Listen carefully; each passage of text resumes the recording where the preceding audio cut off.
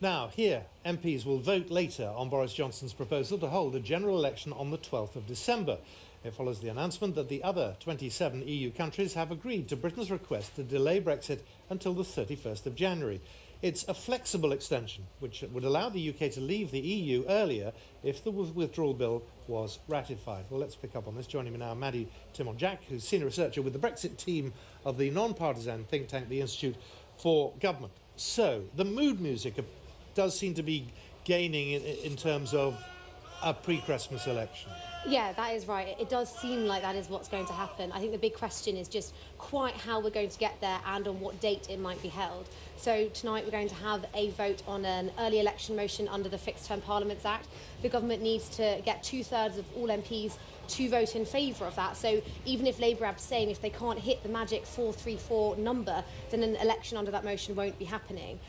What we've heard is there was sort of a plan over the weekend from the Liberal Democrat and SNP MPs who wanted to introduce their own quite short bill looking to hold an election on the 9th of December. Now, I'll come to the significance of that, but the point is that would only require a majority vote. Exactly. It would have to pass through both houses of Parliament, so the Commons and the Lords, and technically be open to amendment. But yes, it would need a simple majority, so if the SNP and the Lib Dems came on board, then you can imagine Boris Johnson would be able to get his election. Why are those few days so important, the 9th and the 12th? So it all comes down to sort of Boris Johnson's other plan. He said, I want to hold an early election on the 12th of December, but I still want to get through my withdrawal agreement bill, so the legislation implementing the Brexit deal, through Parliament before dissolving it ahead of an election. And so he would have, if he was able to hold an election on the 12th of December, he would be able to dissolve Parliament next week and have a few more days to try and pass that legislation, although again the timetable would be tight. Whereas if they held an election on the 9th of December, Parliament would need to be dissolved at the end of this week,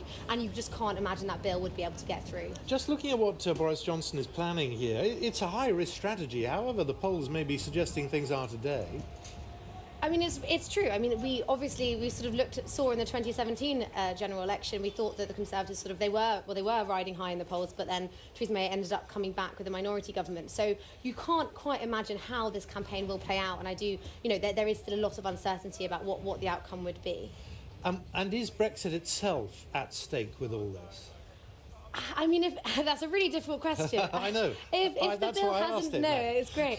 If the bill hasn't passed, well then yes, technically we are still within the EU. We will be having a general election as an EU member state. So in theory, you could still revoke Article 50 and stop the Brexit process before the 31st of January. If the withdrawal agreement bill does go through, so if Boris Johnson can get a majority both for his election date and also a majority for a programme motion to pass that legislation, then he would be going into an election knowing that he has delivered Brexit. So if by the end of today it appears there is an election either on the 12th or the 9th, frankly, what then happens this week, next week?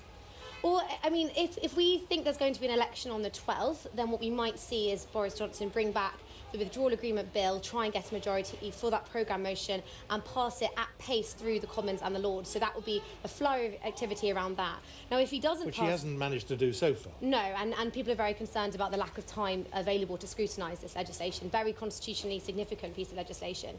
Now, if he doesn't pass the motion tonight, then what we're probably likely to see is a very short bill introduced tomorrow, either by government or sort of with support from backbenchers, the Liberal Democrats, SNP, and then see them try and pass that bill again at pace through the Commons and the Lords so that they can dissolve Parliament by the end of the week and have an election on the 9th or 12th of December. If the government introduces the bill, we presume they'll go for the 12th again, but it would be amendable, so you might try and amend the date. I mean, there's a lot of unhappiness in here about the Fixed Parliaments Act. This is what this is all about, isn't it?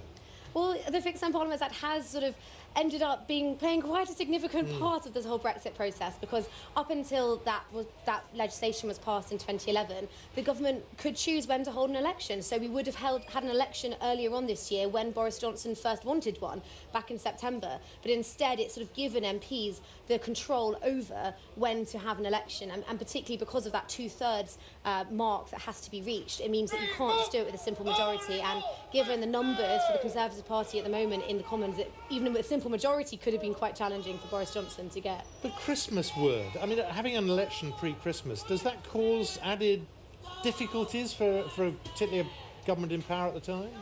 Well, people argue just generally it can be more difficult if you hold a Christmas election. There's something, there are shorter evenings, so campaigning after work is harder.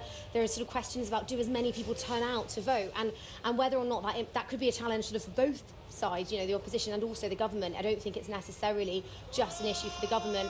There's also been this whole sort of thing about, well, the places where we vote will be rented out for Christmas plays and Christmas parties, and actually the sort of practical logistical side of all of it can be challenging, but that is why Mark Sedwill, the Cabinet Secretary, did say 12th of December really is the latest you can go, because also you'll want to get Parliament back up and running again before Christmas rather than waiting until January before they come back.